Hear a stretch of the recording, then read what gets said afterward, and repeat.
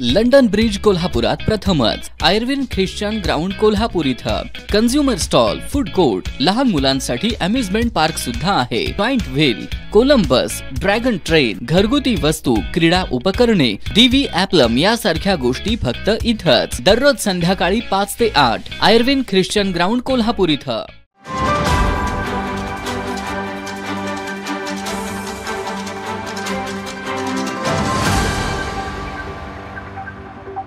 सूत्रधारी हिंदुत्व आहे असं उद्धव ठाकरे हिंदुत्व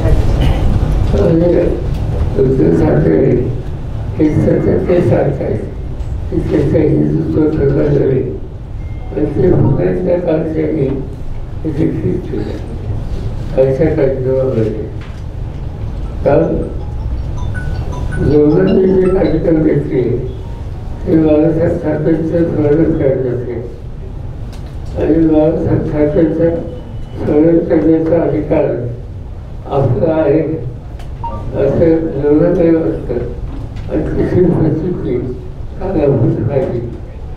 पण लोकांची उपस्थिती वाढली तर उद्धव ठाकरेंच्या सभेला उपस्थिती अधिक होती असं प्राथमिक दिसतं। साहेब, काल याच सभेमध्ये अप्रत्यक्षपणे उद्धव ठाकरे यांनी स्वबळाचे संकेत दिलेले आहेत। जर पदाधिकाऱ्यांचं मत असेल तर स्थानिक स्वराज्य संस्थांच्या निवडणुकीबाबत आपण स्वबळावर लढण्यावर विचार करू असं देखील त्यांनी म्हटलेलं आहे। याच्या आधी त्याचं मत वाढलं 2 दिवसापूर्वी ते माझ्याकडे आले होते आणि सविस्तर चर्चा झाली। त्याच्यावरती जे काही सांगितलं तसं त्याचं मत आहे, पण त्याच्यासाठी एकदम चौकाची भूमिका त्याच्याकडून घेतली नाही असं मला वाटत आहे। पण या मेळाव्यात दुसरं एक पाहायला मिळालं, अमित शहांच्या वरती उद्धव ठाकरेंनी टीका केली, मात्र देवेंद्र फडणवीस यांच्याबाबत मात्र मौन पाळल्याचं पाहायला मिळालं। नव्या मैत्रीचे काही संकेत वाटतात का? मला काही वाटत नाही आणि विशेषतः अमित शहा हे सातत्याने हल्ली जे काही बोलतात त्याची नोंद महाराष्ट्रातल्या विरोधी पक्षाच्या सगळ्या नेतृत्वांनी स्वतः ते त्यांचा बोलण्याचा एकंदर टोन जो आहे तो अतिचोखाच आहे। त्याचा गृहमंत्री काही तास ठेवून भाष्य करेल अशी अपेक्षा असते, पण त्याची परिस्थिती तिथून काही येत नाही। खरं म्हणजे तरी काही कोल्हापूरचे संस्कार होतात आणि त्यामुळे अमित शहा हे कोल्हापूरात शिकले का आणखी तुमचं शिकले हे मला माहिती नाही।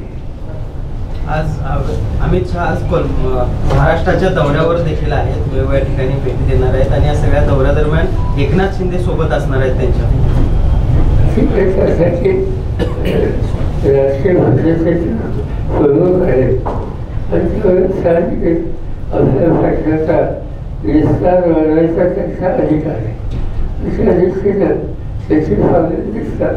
पण या दरम्यान ऑपरेशन टायगर या गोष्टीची चर्चा होताना पाहायला मिळते। काही काँग्रेस आणि राष्ट्रवादीचे लोकप्रतिनिधी आमच्या संपर्कात असल्याचा दावा आहे तो केला जातोय, शिंदे गटाच्या खासदारांकडून केला जातो। विशेषतः उद्योगमंत्री काय नव्हते गावासारखं मी पाहिजे म्हणजे भाजपी गुंतवणूक करण्यासाठी ते गावासार गेले होते का लोक होण्यासाठी गेले होते हे मला माहिती आहे। पण त्यांनी गावाला जी काही विधानं केली ती मुख्यमंत्र्यांच्या गावासाठी जो उद्देश होता त्याच्याशी सुसंगत नव्हती। पण कालच्या मेळाव्यामध्ये देखील त्यांनी त्याचा पुनरुच्चार केला। काँग्रेसचे देखील ठाकरे गटासोबत काँग्रेसचे देखील काही आमदार संपर्कात आहेत, शिंदे एकनाथ शिंदे यांच्या असं त्यांचं म्हणणं आहे। ते सांगतात काही लोकांचे फोटो मी पाहिले काही खासदारांचे त्याचे फोटो पाहिल्यानंतर ते लोक सेना सोयची ठाकरेची हे अजिबात मला पटत नाही। तर काही माणसं असेल सेनेमध्ये उद्धव ठाकरे ते काय वाटतं ते त्याग करते. पक्ष बाळासाहेबची विचारधारा ही कधी पडते. साहेब डावस बाबतीत गुंतवणुकी बाबतीत बरंच बोललं जात आहे आणि त्यातल्या त्यात भारतातील कंपन्या तिथं जाऊन त्यांच्याशी करार केले जायचं अशी टीका होते. आपल्याकडे परदेशी कंपन्या पण परदेशी गुंतवणूक असं दाखवलं जातं. वस्तुस्थिती लोक करतात.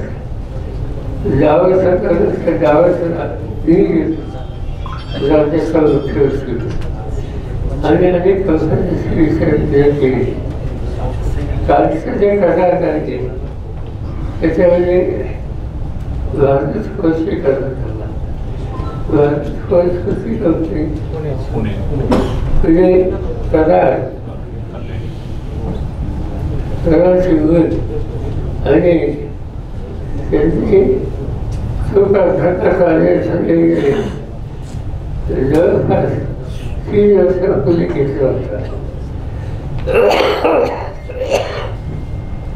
आता त्यांचं नाव आहे. त्याच्यानंतर अनेक विशेषतः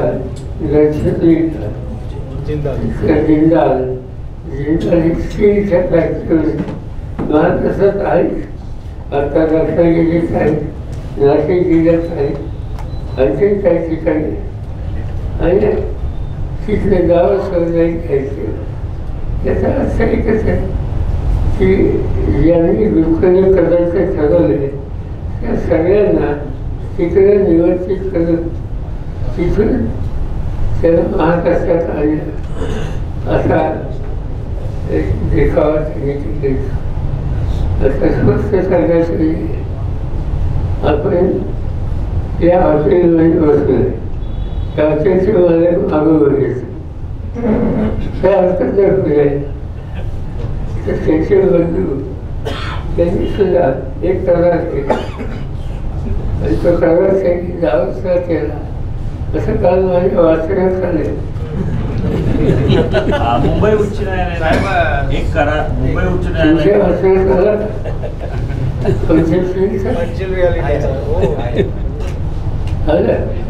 नाही म्हणजे ऐकलं 25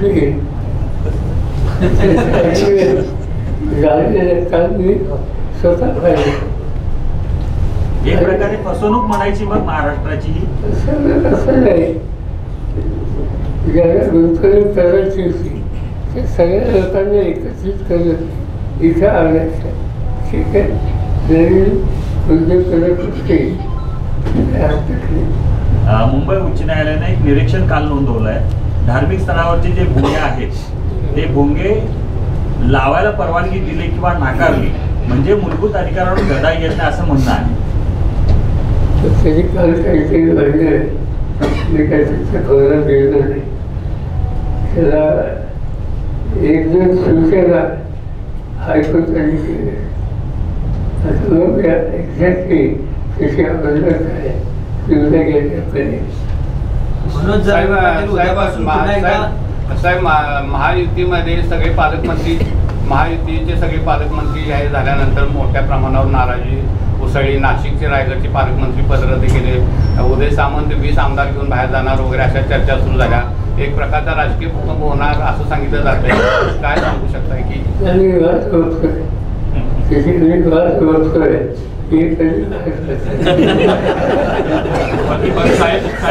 इतके सारे आकडे असताना अशा प्रकारची चर्चा वारंवार घडवली जाते. त्याच्या पाठीमागचं कारण काय वाटतं आपल्याला? अर्थ नाही. म्हणजे गुंतवणुकीचं वातावरण हे व्यवस्थित करायला कुठल्याही राज्य सरकारची जबाबदारी असते. तसे प्रयत्न केले तर त्याच्यात काही चुकीचं नाही. पण ज्या उद्योजकांनी विकत दिलेले आहे यापूर्वी इथे ते आत्ता दाखवायचे त्याच्यात थोडंसं लोकांना एक फसवणुकीचा करते. काल साहेब USIच्या कार्यक्रमात अजितदादांनी तुमची भेट झाली. त्यानंतर जयंत पाटील आणि अजितदादांची चर्चा सुद्धा खुलेपणाने व्यासपीठावरती पाहायला मिळाली. पुन्हा एकदा राष्ट्रवादी एकत्र येईल असं वाटतंय का? काय राष्ट्रवादीची चर्चा अजिबात झाली नाही. चर्चेत एका प्रकल्पाची झाली आणि त्या प्रकल्पाचे प्रमुख कोल्हापूरचे त्यांचं नाव गडिंग्लजचे चेअरमन गडिंग्लजचे चेअरमन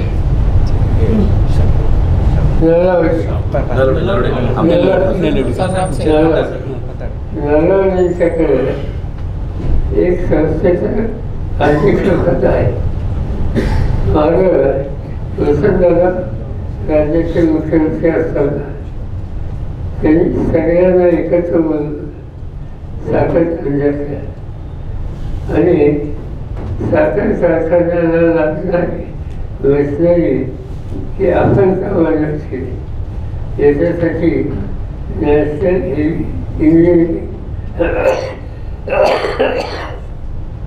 नावाची एक कंपनी काढली.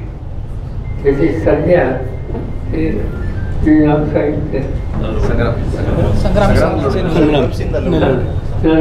अतिशय तिथं गेल्या 3 वर्षापासून तो कारखाना बंद आहे. कामगारांचं वेतन आणि त्याच्यासाठी मी काल आणि त्याच्यानंतर हे नरवडे आणि तिसऱ्या युनियनचे पदाधिकारी यांना एकत्र बोलवलं आणि त्यांना सुचवलं की तिथे जमीन उंची आहे, ती जमीन आवश्यकता नसलेली आहे, त्याची काही जमीन विकली तर त्याच्यातून कामगारांचे देय मागेल आणि हा कारखाना चालू करून पुन्हा चालू होऊ शकतो. आता जमीन कुणी विकायची त्याचा मीच एक निर्णय पुणे घेतला होता. आणि त्याच्यासाठी पुणे विभागाचे महसूल आयुक्त, पुण्याचे कलेक्टर आणि साखर संचालक सुरेश परिषद या तिघांनी त्याच्यात लोकांच्या कल्याण प्रस्ताव मागवावा आणि विचार करावा अशी सूचना होती. आणि त्याची बैठक काल मी अजित पवार आणि कारखान्याचे बाकीचे पदाधिकारी आपण अशी ती बैठक झाली. त्यामुळे दुसरं काही त्याच्यात नसतं. पण सर त्याच कार्यक्रमामध्ये एका बाजूला तुमच्या अजितदादांची बंद दाराआड चर्चा झाली तर दुसऱ्या बाजूला स्टेजवरची खुर्ची तुमच्या बाजूला अजितदादांची लावण्यात आलेली होती. ती अजितदादांनीच बदलायला लावली. नवीन सरकार त्यांनी विनंती केली 2-3 गोष्टी मला तुमच्या कानावर माझ्या कानावर नाही होता. साहेब नवीन महाबळेश्वर संदर्भात तुम्ही साताऱ्याच्या एका भाषणामध्ये उल्लेख केला. मुख्यमंत्र्यांचा तो आता जे उपमुख्यमंत्री आहेत त्यांचा तो एक ॲम्बिशियस प्रोजेक्ट आहे, परंतु पर्यावरणवाद्यांच्या म्हणण्यात तिथं कोणत्याही स्वरूपाची डेव्हलपमेंट जे कोयना बॅकवॉटर असेल किंवा कांदाटी खोरा इथं केलं तर पर्यावरण भविष्यामध्ये त्याचे धोके उद्भवू शकतात.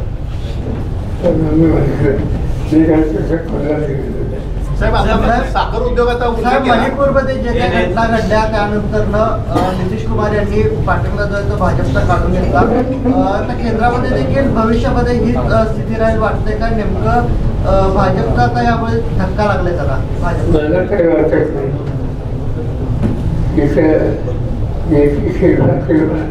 काढून घेतला त्याचा परिणाम मणिपूर सरकार काही होत त्याची बदलली ते दोघेच कारण आहेत त्यांना विचार असं मला वीज सोडा जसा मनोज जरांगे पाटील उद्यापासून पुन्हा एकदा उपोषणाला बसतायत आरक्षणाच्या मागणीवरून पुन्हा एकदा आमरण जरांगे पाटील पुन्हा एकदा आमरण उपोषण सुरू करतात.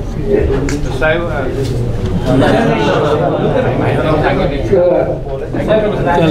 सोयाबीन खरेदी करत असताना बाजाराचा तुटवडा होऊ नये या संदर्भात नाफेडने सूचना केल्या आहे. तसे यांनी पण म्हटलेलं आहे, आपले पणन मंत्र्यांनी पण म्हटलेलं आहे. काय नेमकं याच्याबद्दल कारण